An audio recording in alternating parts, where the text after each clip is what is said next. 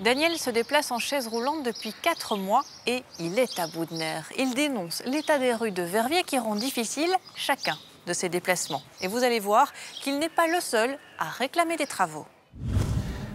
Et depuis donc, ces quelques mois que je suis en fauteuil roulant, je me rends compte qu'il y a un impact sur ma vie personnelle, ma vie sociale. Il y en a qui se foutent de tout. Depuis qu'il a été opéré du genou, Daniel est confronté à la dure réalité des personnes à mobilité réduite. Je n'avais pas peur de me retrouver en chaise roulante. C'était une solution de facilité pour me déplacer dans mon appartement. Et je pensais de toute façon n'en avoir que pour très peu de temps. Mais la situation médicale de Daniel se complique et les opérations se multiplient.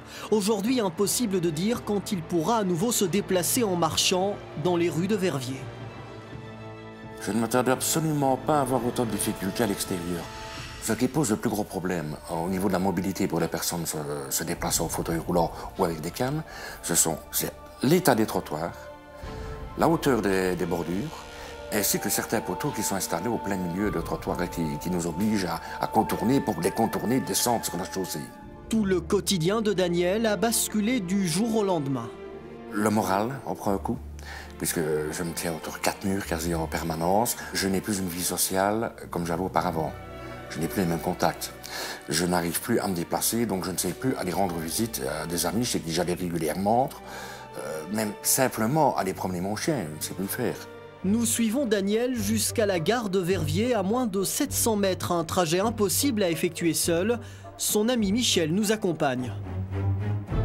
Ben voilà, voici un cas typique d'incivilité d'une voiture qui est sur le trottoir et qui m'empêche de passer. Oh, ça y est, c'est du gentil.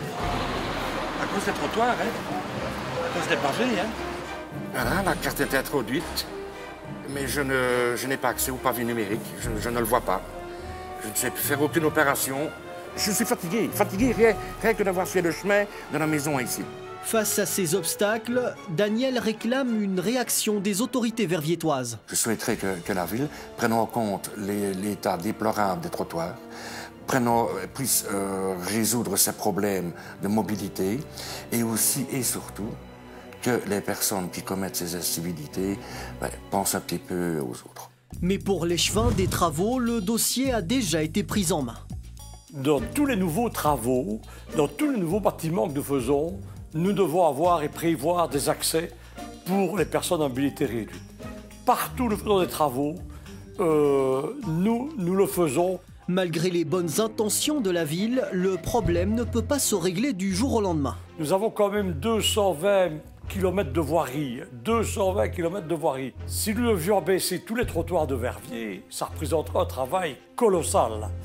Donc nous le faisons au fur et à mesure des travaux de réfection de trottoirs. Mais il n'y a pas que le manque d'infrastructures qui entraîne des difficultés pour les personnes à mobilité réduite. Bernadette, comme Daniel, critique d'autres manquements. Je dénonce le manque de civisme de la part de plusieurs personnes. Elles nous polluent notre vie parce que c'est déjà une bataille de tous les jours que de se lever, de s'habiller, de se faire à manger. Mais il faut encore en plus de ça batailler pour des choses qui devraient être très simples. Je devrais pouvoir passer sur un trottoir sans problème. On a déjà sensibilisé la population, on s'est rendu compte qu'il fallait recommencer. Donc on va inviter les citoyens à revenir faire un parcours en ville, en chaise roulante, avec des personnes handicapées qui peuvent expliquer toutes leurs difficultés, parce qu'on pense vraiment que si le citoyen comprend bien la problématique de la mobilité de la personne handicapée, il y sera plus attentif. Je lance un appel aux personnes pour qu'elles réfléchissent un petit peu. Je passe aux architectes, je passe aux promoteurs qui réalisent certains travaux, la ville bien entendu, pour qu'elle pense beaucoup plus aux personnes qui ont des difficultés à se déplacer, en fauteuil roulant principalement.